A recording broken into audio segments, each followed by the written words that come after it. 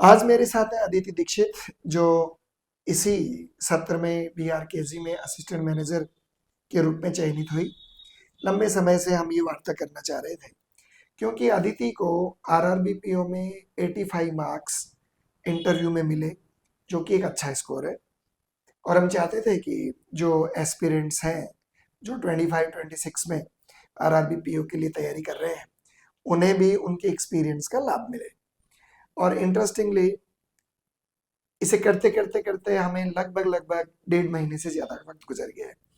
आज IBPS PO का भी रिजल्ट आ गया है, जिसमें किंग्स के 5 विद्यार्थियों ने फाइनली चयन के रूप में परिवार को और स्वयं के उज्जवल भविष्य के लिए एक अलग तरह की उन्होंने सफलता की पहली सीढ़ी प्राप्त की है।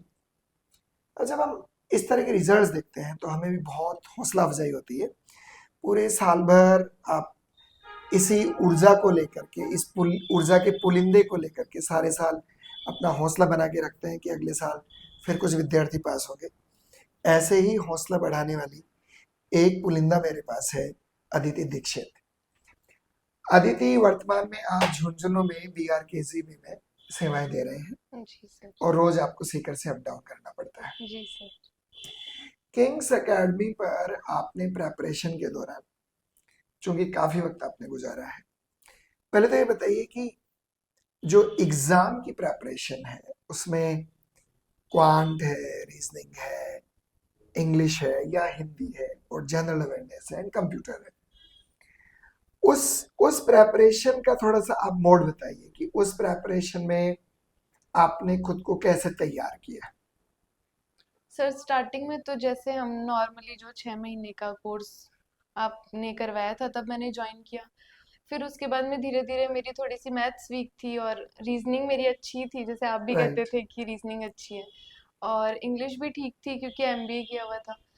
तो लेकिन मैथ्स खराब थी तो फिर मैं डरती थी, फिर वो नहीं हुआ, साल भर निकल गया। और फिर बाद में मैंने मैथ्स के ऊपर काम किया कि करना तो है ही। करना तो है। तो फिर क्वेश्चन सॉल्व किए, थोड़ा एक्सपोजर लिया चीज़ों का। तो जब एक्सपोजर लिया तो वो होने लग गई। फिर प्रैक्टिस मांगती है, जैसे कि बैंकिंग की जॉब तो प्रैक्टिस मांगती है। फिर राइट। प्रैक्टिस किया, प्रैक्टिस से प्री क्लियर हुए। फिर प्री क्लियर हो रहे थे और मेंस क्लियर नहीं हुए थे। राइट। फिर मैं फिर से आई और मैंने आपको कहा कि सर मेंस क्लियर नहीं हो रहे हैं। तो फिर मैं क्लास में बैठी, तो मैंने कहा सर नहीं आ रहा कुछ भी समझ में। तो आपने बोला कि तू बैठ, तू एक्सपोजर तो ले। फिर मेंस का एक्सपोजर लिया, तो फिर सर मेंस भी निकला। इसमें हमने एक बार एक बहुत खास प्रैक्टिस की थी। आपको तो कई दिनों तक मैंने हम्म। लैब में बिठाकर आपको ये कहा था कि आप पजल्स को मेंटली करो, हाँ सर, एक टाइम पे कहा था आपने। और हमने करीब करीब 1 महीना वो प्रैक्टिस की थी। हाँ, एक बुक को लेके। मेंटल पजल्स को मेंटली सोल्व करना, मतलब वो एक्सपीरियंस शेयर कीजिए आप, वो कैसा एक्सपीरियंस था। सब पहले आपने मुझे कहा तो मुझे लगा कि मेंटली पजल कैसे होगी, मतलब अभी तो ठीक है। कॉपी पेन से ही नहीं हो रही है। फिर मैंने कहा नहीं, सर ने कहा ट्राई करते हैं। फिर मैंने किया। फिर मैं उनको पढ़ती थी, मेंटली बना लेती थी कि हाँ हाँ ऐसे ऐसे है। और फिर वो बनने लग गई। फिर मैंने आपको भी बताया था, एक दो जो स्टूडेंट थे उनको भी बना के दिखाया था। तो हाँ, छोटी और मीडियम पजल हम मेंटली बना सकते हैं, जिससे हम उन उसको याद रखते हैं ना। तो फिर हम पेन से बनाते हैं तो हमें वापस जाने की जरूरत नहीं पड़ती, वो जो लाइन्स है वो याद रहने जो लगती हमारी है। डाटा रिटेंशन की एबिलिटी है, हाँ। हाँ उसमें काफी इम्प्रूवमेंट आता है। काफी ज्यादा होता है, तो टाइम बचता है तो फिर हमारा। नॉर्मली, चूंकि आरआरबी पीओ और आरआरबी क्लर्क, जिसे हम असिस्टेंट मैनेजर बोलते हैं, इनकी कट ऑफ अच्छी खासी होती है, हाँ और इसके लिए खूब घिसना भी पड़ता है बिल्कुल सर। स्टूडेंट्स को। और आपने जब ये एग्ज़ाम दिया, चूंकि आप हेजिटेंट होते हैं, तो चूंकि आपका ये फर्स्ट ईयर नहीं था, आपका रिपीट ईयर था, यस सर। तो रिपीट ईयर का आपका शेड्यूल बताइए मुझे थोड़ा सा, कि पूरे साल आपने क्या किया।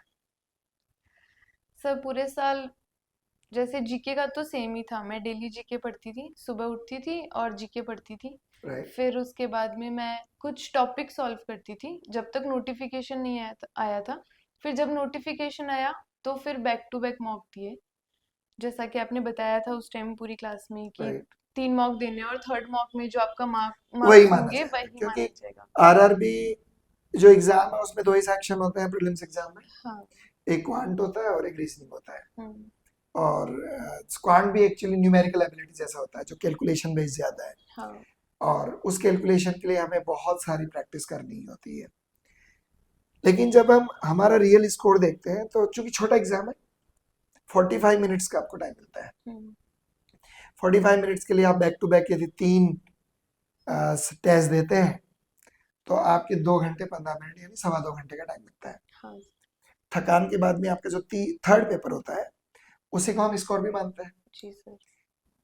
ऐसा करने से क्या होता है, मतलब एक विद्यार्थी में रोज किसी को बोलो कि बैक टू बैक 3 पेपर देने हैं, तो पहली बात तो उसको बड़ा अजीब सा लगता है कि हाँ ये क्या है, मतलब ये स्टार्टिंग में तो सर ऐसा स्टार्टिंग में सबसे लगता है। और जब हम बैक टू बैक पेपर देते हैं थकान आने लगती है हमें, और तो इसका फायदा क्या होता है, मतलब सर वही जैसे आप बोल रहे हैं स्टार्टिंग में तो ऐसे लगता है कि यार तीसरे पेपर में तो कुछ नंबर आ ही नहीं रहे हैं और सर कह रहे हैं यही असली नंबर है, तो कैसे निकलेगा प्री। पर फिर अगर जब आप देते हैं विश्वास करके कि नहीं करना ही है ये, राइट। तो फिर जब नंबर आने स्टार्ट होते हैं तो आप में एक कॉन्फिडेंस आता है कि हाँ यही है नंबर। क्योंकि वहां प्री में तो इतना ही बैठना है, पर मेंस में तो आपको बैठना है मेंस दो में तो घंटे बैठना है, और इंटरेस्टिंगली जो एंग्जाइटी होगी, हाँ। जो आप पर एग्जाम का प्रेशर है, उसमें आप वैसे भी मेंटली तो एक अलग तरह की नॉइज आपके बैक ऑफ द माइंड चलती रहती है कि नहीं हुआ तो क्या होगा, नहीं हुआ तो क्या होगा। और सर एक हेल्प और होती है, जैसे आपने दो दो ढाई घंटे पेपर दिए, 3 बैक टू बैक, तो जैसे हम लाइन में लगे हुए हैं वो डॉक्यूमेंट्स चेक करवाने के लिए, तो उतना तो हम तभी थक जाते हैं पहले दूसरे मॉक के लिए तो। उतना तो हम पहले ही थक जाते हाँ तो फिर अंदर तो थर्ड पेपर वाली एनर्जी है ना हैं, हमें। एनर्जी चाहिए ही चाहिए हाँ। हमको। भले ही एग्जाम का मोटिवेशन लेवल कितना भी हाई हो, लेकिन एंजाइटी का लेवल भी उतना ही हाई रहता है। एक स्टूडेंट जो एक बार बेसिक कॉन्सेप्ट्स को पूरा कर चुका है, और हम ये एक्सपेक्ट भी करते हैं कि वो सिंसियर होगा, जो भी रिपीट स्टूडेंट होगा वो सिंसियर। सिंसियर तो निश्चित होगा। तो एक रिपीट स्टूडेंट का आपका ही ले लेते हैं, आइडियली उसका रूटीन आपके अनुसार, मतलब आपका खुद का रूटीन कैसा रहा। ये बात मैंने पहले एसबीआई पीओ में भी पूछा है और आईबीपीएस पीओ के स्टूडेंट से पूछा है, आगे भी मैं जो इंटरव्यूज है उनमें मैं सबसे पूछता रहूंगा, आपका शेड्यूल क्या रहा है। हाँ तो सर वही मैंने जीके पढ़ा सुबह उठ के, फिर जीके पढ़ने के बाद में मैं यहाँ आ जाती थी कोचिंग में, फिर कोचिंग में आने के बाद में मैं पजल करती थी बैक टू बैक। राइट। फिर पजल जैसे मैं अटकूं नहीं, फिर पजल करने के बाद में मैं न्यूज़पेपर पढ़ लेती थी जो आते थे इंग्लिश राइट। न्यूज़पेपर। फिर उसके बाद में क्लास हो जाती थी, क्लास होने के बाद में नोटिफिकेशन आने के बाद में मैंने मॉक के लिए टाइम निकालना शुरू कर दिया। ठीक है। और इसी के साथ में मैं थोड़ा थोड़ा बैंकिंग भी पढ़ती थी, जिससे कि मुझे मेंस में हेल्प मिले। हेल्प मिले। हाँ।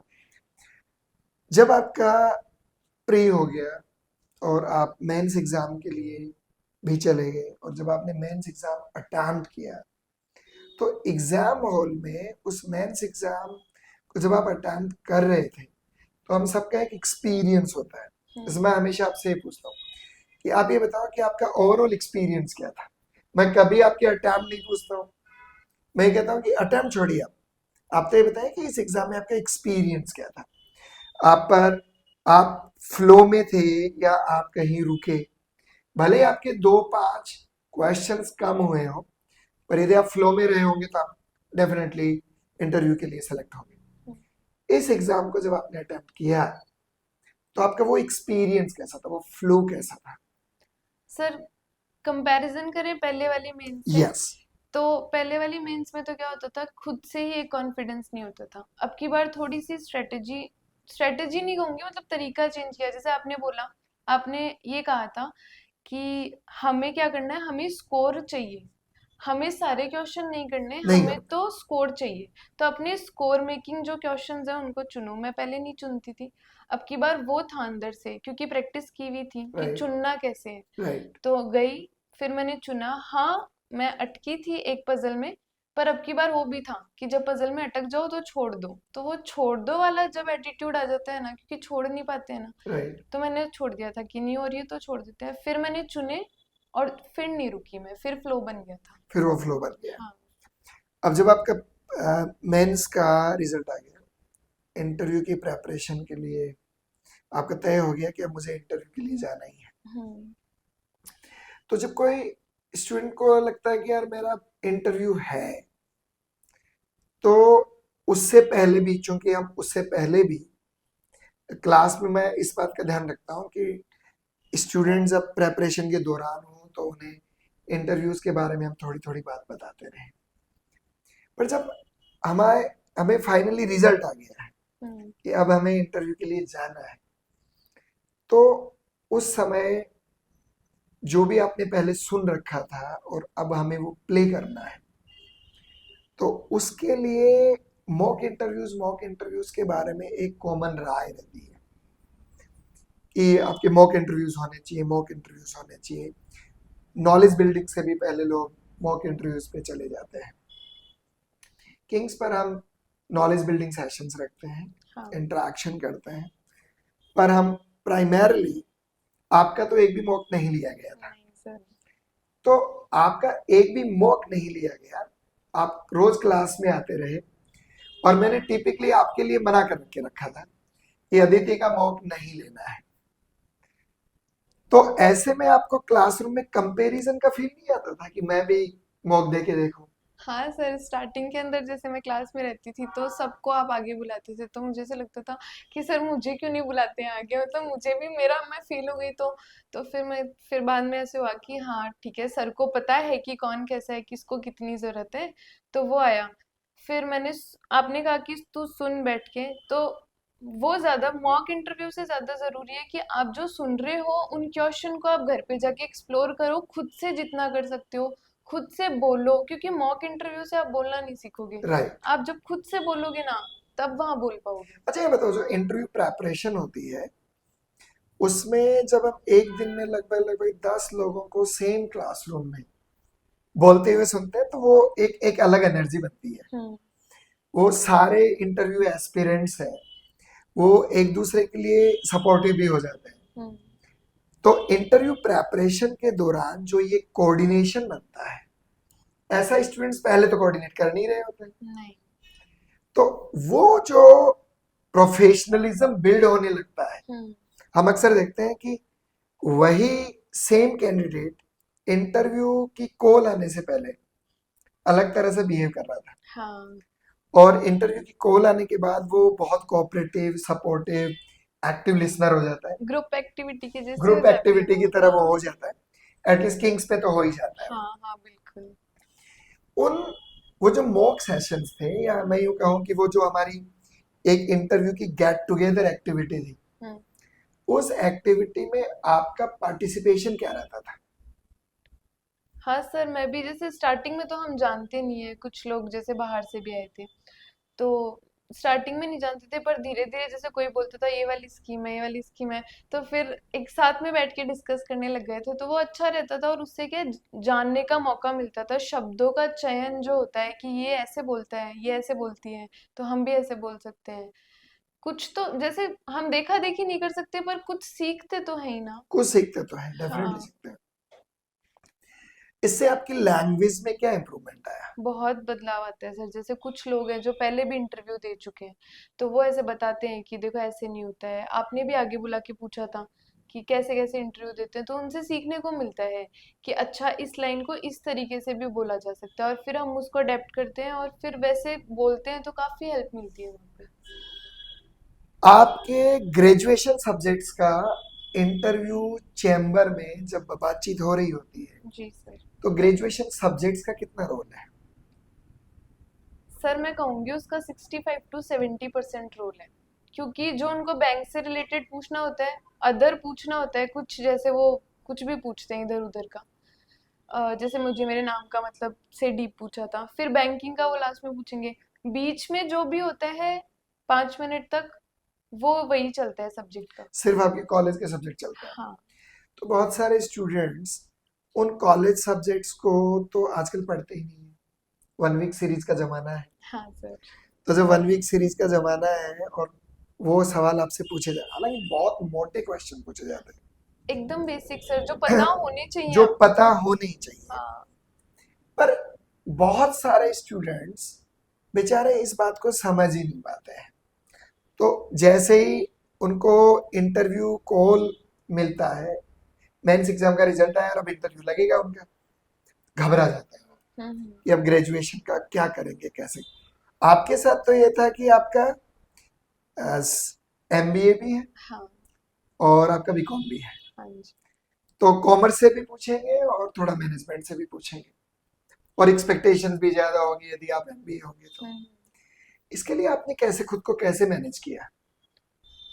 सर वही जैसे कॉमर्स का था, तो कॉमर्स तो क्योंकि थोड़ा सा दादाजी भी कॉमर्स के टीचर हैं, तो वो सारा जो पढ़ाया हुआ था वो थोड़ा थोड़ा याद था, अब उनको रिपीट करना था कि कैसे करना है।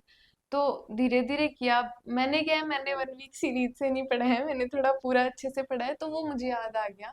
ठीक और है। उन्होंने पूछा भी ऐसे था, मतलब कि फॉर एन एग्जाम्पल जैसे मेरे कॉमर्स है, तो बोले डेप्रिसिएशन क्या होता है, अब उनके मेथड बताओ, मेथड के बाद में कि आपके पास में असेट है इतने रुपए की, अब इन पे दोनों मेथड लगा दो। ठीक है। तो मैंने उतना डीप में बताया, तो इतना सा पता होना चाहिए, तो मैंने ऐसे ही मैनेज किया था। नहीं, पर एमबीए कैसे मैनेज किया, क्योंकि आप ह्यूमन रिसोर्स से हो रहे हैं हाँ। और वो लोग भी एचआर। ह्यूमन रिसोर्स के लिए ही है, हाँ हाँ हाँ। तो इसको कैसे मैनेज किया आपने? एचआर के लिए सर, एचआर फाइनेंस की भी मैंने मतलब जैसे मोटी मोटी जो भी टर्म्स थी वो मुझे, जैसे एचआर में तो मुझे इंटरेस्ट है, तो मैंने राइट। उनकी तो ऐसे सब कुछ अच्छे से देख लिया था। और फाइनेंस का था थोड़ा सा, तो उसका मैं पढ़ के गई थी, जिसको पढ़ना बोलते हैं। टिपिकली पढ़ना हाँ, जिसको कि बोलते हैं। बस पढ़ना है अपने तो बस। यदि कोई विद्यार्थी आगे आप जैसा स्कोर करना चाह रहा है हम्म। 85, जबकि आपका मॉक नहीं लिया गया है, आप रोज क्लास में आ रहे हैं, रोज क्लास से जा रहे हैं, पर आपका मॉक नहीं लिया गया है, जब एक भी मॉक नहीं लिया गया है और आपको 85 का स्कोर भी मिल रहा है, क्योंकि मैं आपके बाद लक्ष्य से भी बात करूंगा आज, जी सर। और लक्ष्य आज ही आज बैंक ऑफ बड़ौदा के लिए सेलेक्ट हुए हैं, आपकी क्लास का हिस्सा भी थे, हाँ पर चूंकि उनकी एज 2 दिन छोटी रह गई थी, इसलिए उनको आप ही के साथ इंटरव्यू देने का मौका नहीं मिला था, हाँ।